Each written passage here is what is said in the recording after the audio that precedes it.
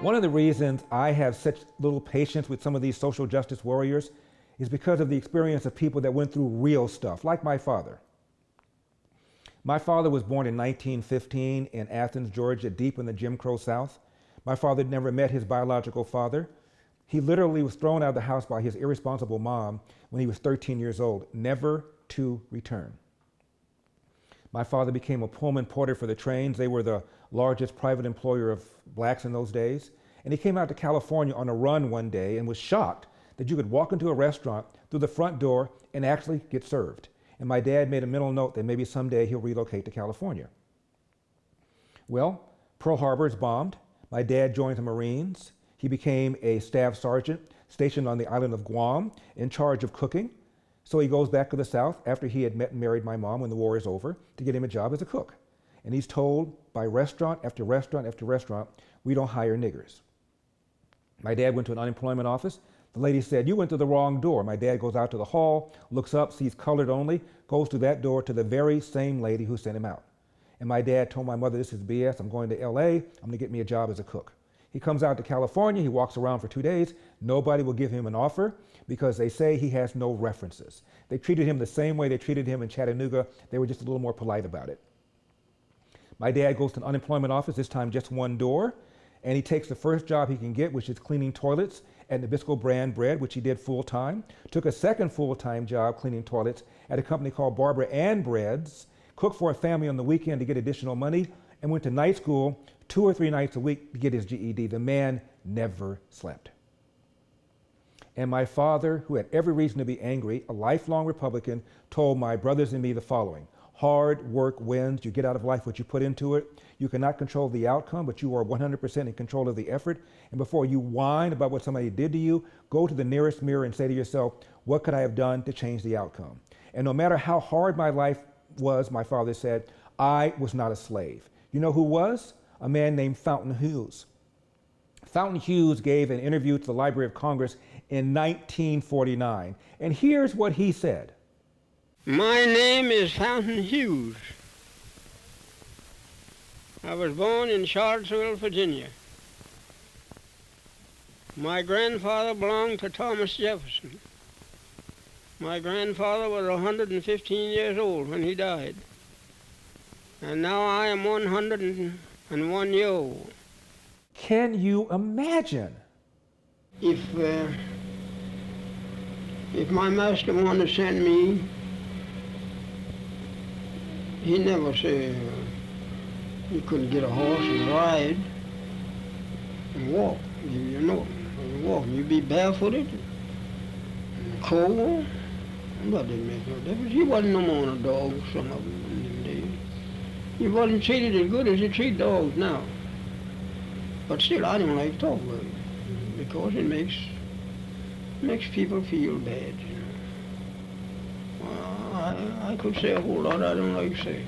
I won't say a whole lot more. Like I said, can you imagine? Well, I tell you, things come to me in spells, you know. I remember things more when I'm laying down than I do when I'm walking around. Mm-hmm. Now, in my boy days,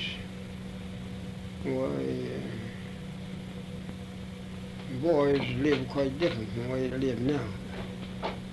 But boys wasn't as mean as they are now either. Boys lived they had a good time, and the masters didn't treat them bad, and they was always satisfied. They never wore no shoes until they was 12 or 13 years old.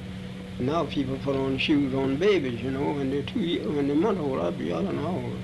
Put shoes on babies just as soon as you see them out in the street, they got shoes on. I told a woman the other day, I said, I never had no shoes till I was 13 years old. She said, well, but you bruise your feet all up and stump your toes. I said, yes, many times I've stumped my toes and the blood run out of them. That didn't make them buy me no shoes. And I've been, you wore a dress like a woman till I believe 10, 12, 13 years old. So you wore a dress, Phil? Yes, I didn't wear no pants because they didn't make boys pants. Boys wore dresses. Now the women's wearing the dresses and the boys are going with When the women's wearing the pants now and the boys wearing the dresses still. Who did you work for, Uncle Fountain? Who did I work for? Yeah, You mean when I was a slave? yeah, when you were a slave, who did you work for? Well, I belonged to Burnley's. When I was a slave, my mother belonged to Burnley's. But we was all slave children. And soon after, when we found out that we were free, well, then we were bound out to different people, Ficklin, and Andrews, and all such people as that. And we'd run away and wouldn't stay with them. Well, then we'd just go and stay anywhere we could, and lay out all night and anywhere. We had no home, you know. We just turned out like a lot of cattle. You know how to turn cattle out in the pasture? Well, after freedom, you know, colored people didn't have nothing. Colored people didn't have no beds when they were slaves. You all slept on the floor. Pallet here, pallet there. Just like a lot of wild people. We didn't know nothing. Didn't like to look at no book. And there were some freeborn colored people where they had a little education, but there was very few of them where we was. And we all had a, what you call, I might call it now, jail sentence. We just same as we were in jail. Now I couldn't go from here across the street, or I couldn't go to nobody's house without I have a note or something from my master. And if I had that pass, that was what we call a pass. If I had that pass, I could go wherever he sent me, and I'd have to be back. Whoever he sent me to, they'd give me another pass, and I'd bring that back, so to show how long I'd been gone. We couldn't go out and stay an hour or 2 hours or something like that. They send you, now say for instance, I'd go out to the Shirley's place, I'd have to walk, and I'd have to be back maybe in an hour, maybe they'd give me an hour, I don't know just how long they'd give me. But they'd give me a note so there wouldn't nobody interfere with me and tell who I belonged to. And when I come back, why, I'd carry it to my master and give that to him. That'd be all right. But I couldn't just walk away like the people just now, you know. It was what they call, we were slaves. We belonged to people. They sell us like they sell horses and cows and hogs and all like that, have an auction bench, and they put you up on the bench and bid on you, the same as you're bidding on cattle, you know. He remembers the Yankees, and we're not talking about the New York Yankees. I remember when the Yankees come along and took all the good horses and took sold all the meat and flour and sugar and stuff out in the river and let it go down the river. And they know the people wouldn't have nothing to live on, but they done that. And that's the reason why I don't like to talk about it. And people, and if you was cooking anything to eat in there for yourself, and if they was hungry, they'd go and eat it all up. They wouldn't get nothing. They'd just come in and drink up all the milk and just do as you please. Dogs, he said, were treated better. You're nothing but a dog. You're not a thing but a dog. Night never comes out. You have nothing to do. Time to cut tobacco. If they want you to cut all night long out in the field, you cut. And if they want you to hang all night long, you hang tobacco. It didn't matter about your being tired, you're afraid to say you're tired. They just, well. Recall the worst Supreme Court decision ever, the Dred Scott decision. By the way, with 7-2, all 7 in favor of calling blacks chattel property were Democrat appointees. Sell the women, sell the men. Oh, and then if they had any bad ones, they'd sell them to the nigger traders, what they call the nigger traders, and they'd ship them down south and sell them down south. But otherwise, if you were a good person, they wouldn't sell you. But if you were bad and mean, they didn't want to beat you and knock you around, they'd sell you to the what they call a nigger trader. They'd have a regular I was sale every month, you know, at the courthouse. And then they'd sell you maybe $200, $100, $500. Were you ever sold from one person to another? Hmm? Were you ever sold? No, I never was sold. You always stayed with the same Always, person? I was too young to sell. Oh, I after the see. war. See, I wasn't old enough during the war to sell, during the army. And my father got killed in the army, you know, so it left us small children just to live on whatever people choose to give us. I was bound out for $1 a month, and my mother used to collect the money. Children couldn't spend money when I come along. In fact, when I come along, young men couldn't spend no money until they was 21 years old. And then you're 21, well, then you could spend your money. But if you wasn't 21, you couldn't spend no money. I couldn't spend 10 cents if somebody gave it to me. Because they just think, well, he might have stole it. We all come along, you might say, we had to give an account of what you done. You couldn't just do things and walk off and say, I didn't do it. You'd have to give an account of it. Now, after we got free, then they turned us out like cattle. We didn't have nowhere to go. And we didn't have nobody to boss us. And we didn't know nothing. And there wasn't no school. And when they started the little school, well, people that were slaves, many of them go to school, except they had a father and a mother. And my father was dead, and my mother was living. But she had 3, 4 other little children. She had to put them all to work to help take care of the others. So we had what you call worse than dogs that got it now. The dogs that got it now better than we had it when we come along. What did you do when you were free? How did you survive? I remember one night I was out after I was free, and I didn't have nowhere to go. I didn't have nowhere to sleep. I didn't know what to do. My brother and I was together. So we knew a man that had a livery stable there. And we crept in that yard and got in one of the hacks like an automobile and slept in that hack all night long.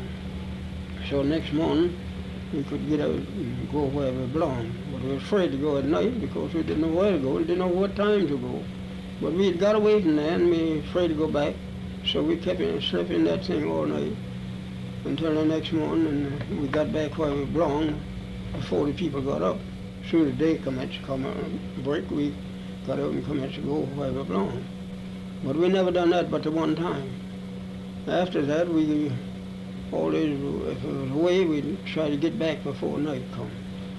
But that was on a Sunday too, that we done that. Now, when we were slaves, we couldn't do that, see?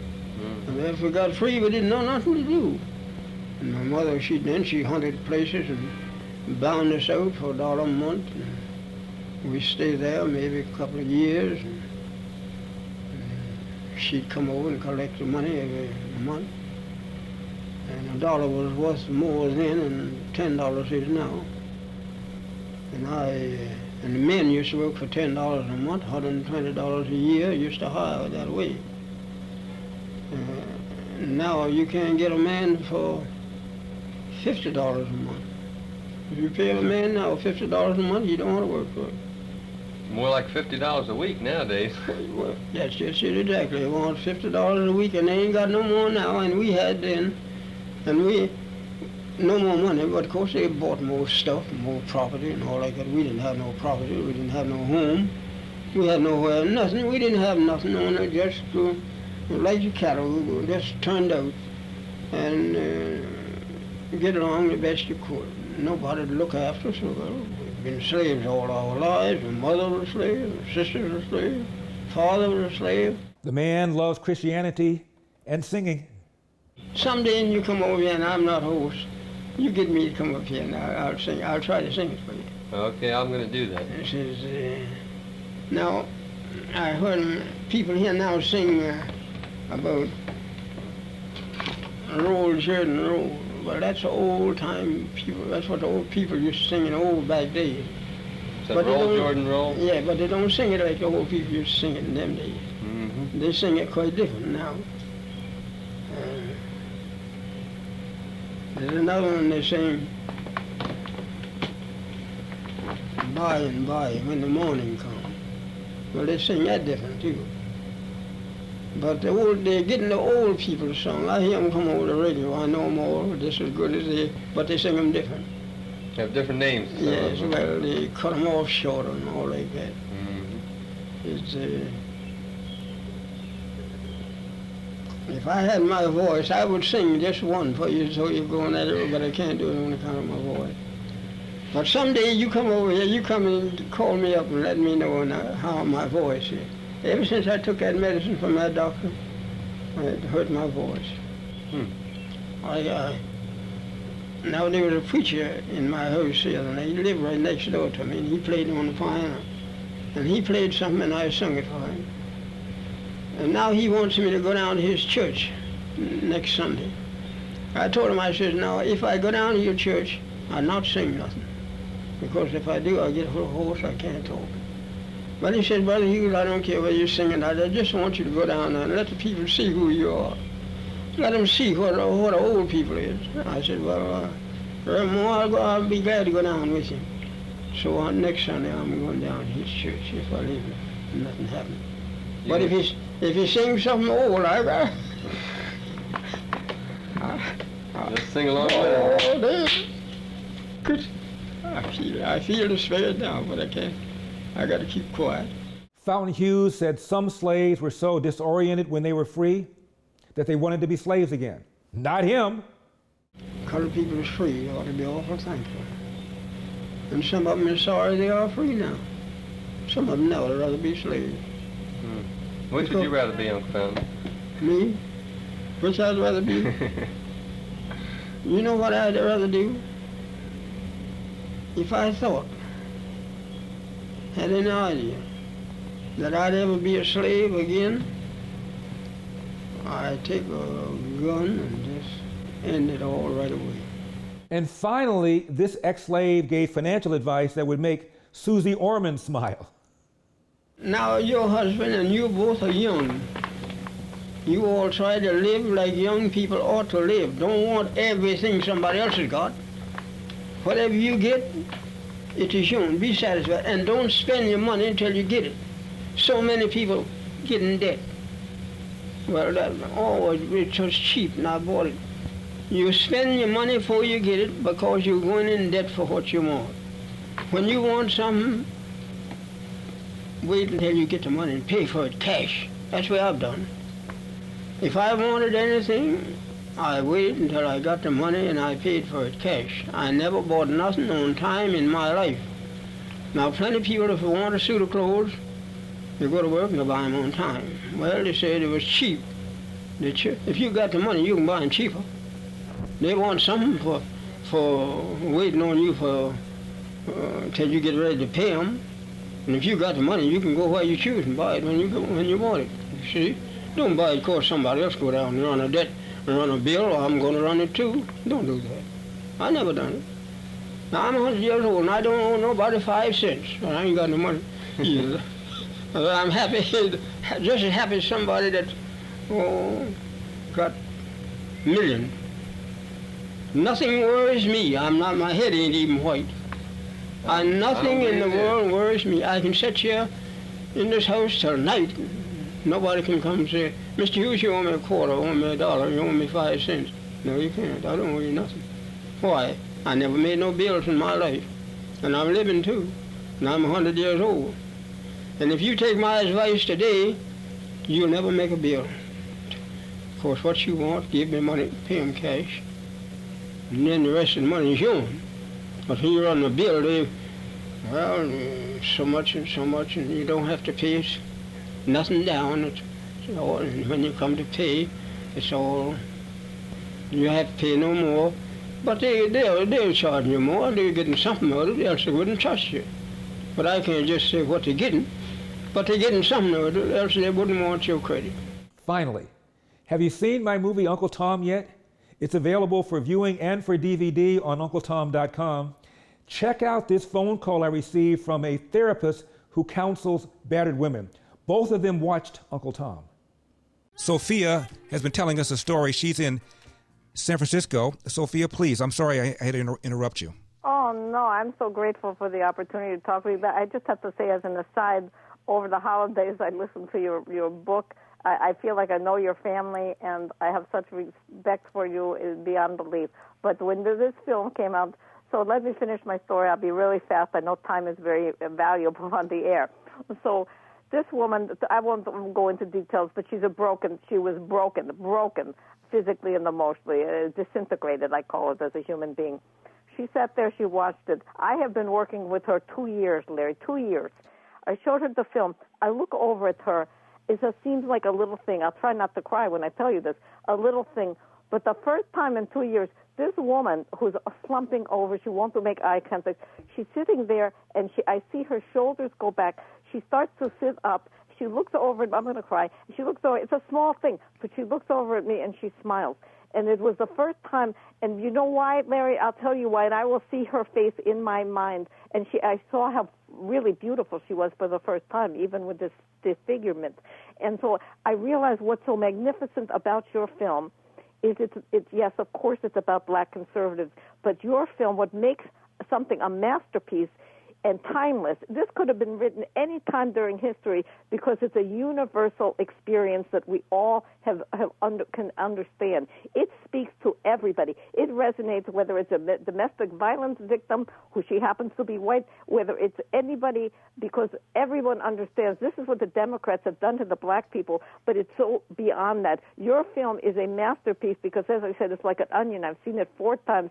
It's just an onion. You unpeel it, unpeel it, unpeel it, and there's always something more. But it is something that is it is such an important work because it's not just about the subject, which is so vital, but this is what the Democrats have done to the black community, and this is what this woman's abuser did to her. It's all the same. We all understand. When you tell someone they're not worth anything, when you tell them they can't survive without you, they're not good enough to make it on their own, it breaks them. I'm Larry Elder, and we've got a country to save. I'll see you next time.